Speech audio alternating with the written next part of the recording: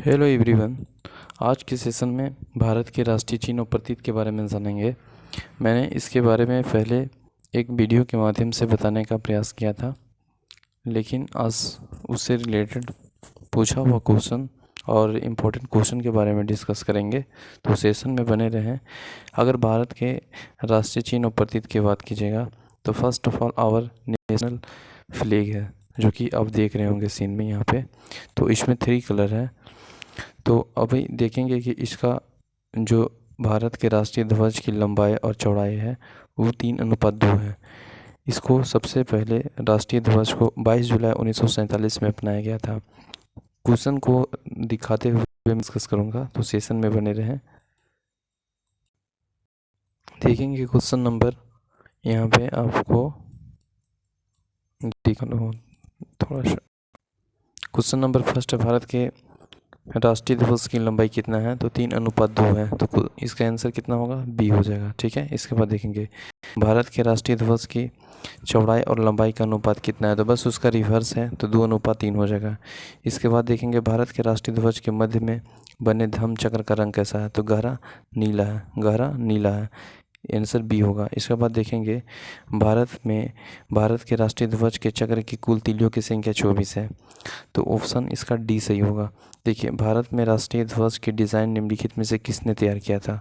तो भारत का राष्ट्रीय ध्वज है, उसका डिज़ाइन तैयार करने वाला पिगाली बेकैया है। कौन है? पिगाली बेकैया। तो ऑप्शन नंबर इसका डी हो जाएगा। ठीक है, ऑप्शन नंबर डी हो जाएगा।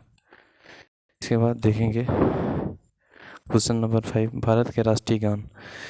भारत के राष्ट्रीय गान आप जान रहे होंगे जन गण मन है, जो कि जन गण मन सबसे पहले 24 जनवरी 1950 में रविन्द्रनाथ टैगोर द्वारा लिखा गया था। और यह शॉर्ट में अगर बोले तो 20 सेकंड में गाया जाता है, लेकिन इसका जो पीरियड है वो टाइम वो 52 सेकंड है। ओके, शॉर्ट में कभी कभी इसे 20 सेकंड में भी जाते हैं, और ऐसे 52 सेकंड टाइम है। भारत के राष्ट्रीय जो गान है उसका कौन है? तो भारत का राष्ट्रीय गान की रचयिता है रविन्द्रनाथ टैगोर। ओके, रविन्द्रनाथ टैगोर इसका रचयिता है।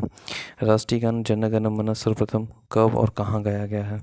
तो देखिए, अगर भारतीय राष्ट्रीय गान जन गण मन सर्वप्रथम कहाँ गाया गया था? ये कलकत्ता में गाया था 1911 में। ठीक है, कांग्रेस अधिवेशन 1911 में सबसे पहले कलकत्ता में गया था 27 दिसंबर को। ठीक ना। इसके बाद देखेंगे भारत के राष्ट्रीय गान जन गण में संपूर्ण रूप से गाने में कितना समय लगता है? तो संपूर्ण रूप से गाने में 52 सेकंड लगता है, लेकिन कभी कभी शॉर्ट में इसे 20 सेकंड में भी गाया जाता है।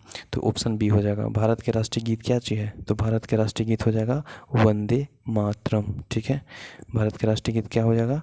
वंदे मातरम। इसके बाद वंदे मातरम के बारे में बात करें तो इसका जो रचयिता है वो बंकिम चंद्र चटर्जी है, आनंद मठ से लिया गया। सर्वप्रथम 1896 ईस्वी में गाया गया था कांग्रेस कलकत्ता अधिवेशन में। यह राष्ट्रीय गीत 24 जनवरी 1950 में गाया था। देखिए, इसके बाद देखेंगे भारत के राष्ट्रीय गीत के रचयिता कौन है? तो भारत के राष्ट्रीय गीत के रचयिता कौन है? बंकिम चंद्र चटर्जी। भारत के राष्ट्रीय गीत का गायन की अवधि कितनी है? तो भारत के राष्ट्रीय गीत के गायन की अवधि है 65 second. Option number C. Bharat के राष्ट्रीय गीत वंदे मातरम सर्वप्रथम कहाँ गाया गया था? तो 1896 ईस्वी में गाया गया था कांग्रेस अधिवेशन कलकत्ता में। ठीक ना। और इसके बाद नेक्स्ट क्वेश्चन देखेंगे 14 नंबर। भारत के राष्ट्रीय गीत वंदे मातरम किस ग्रंथ के संक्रमित है? तो भारत के राष्ट्रीय गान वंदे मातरम ये है आपको आनंद मठ से। तो ऑप्शन नंबर डी सही हो जाएगा। इसके बाद देखेंगे आकाशवाणी और दूरदर्शन के दैनिक कार्यक्रम की शुरुआत किसने की थी? तो ये किया था राष्ट्रगीत किसने की, किस में होती है? राष्ट्रगीत में होती है। सारनाथ स्थित राष्ट्रीय स्तंभ का कौन सा भाग राष्ट्रीय प्रतीक और चिन्ह के रूप में लिया गया है? तो आपको लिया गया है शीर्ष भाग। तो ऑप्शन नंबर ए हो जाएगा। भारत के राष्ट्रीय प्रतीक निम्नलिखित में से कौन सा पशु और दृष्टिगत नहीं है? तो इसमें कौन सा पशु और दृष्टिगत नहीं है? तो हो जाएगा ऑप्शन नंबर हिरन। हिरन नहीं है। भारत के राष्ट्रीय प्रतीक चिन्ह में कितने शेर दिखाई देते हैं? तो भारत के राष्ट्रीय प्रतीक चिन्ह में कितने शेर दिखाई देते हैं? तो ये आपको हो जाएगा ऑप्शन नंबर सी, 3 दिखाई देते हैं। ठीक है। भारत के राज्य चिन्ह अशोक महान द्वारा सारनाथ में स्थापित सिंह स्तंभ में लिया गया था। यह राज्य चीन के मूल स्तंभ में कितने सिंह हैं?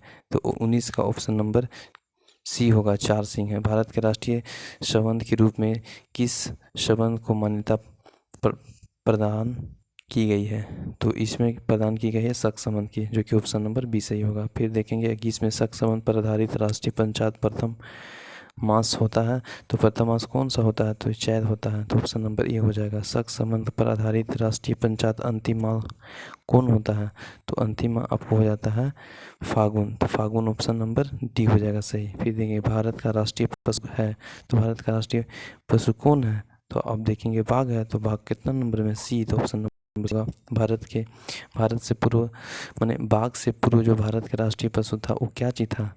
तो बाघ से जो पूर्व था वो सिंह था, तो ऑप्शन नंबर सी होगा। देखिए भारत के राष्ट्रीय पक्षी यानी नेशनल बर्ड कौन है?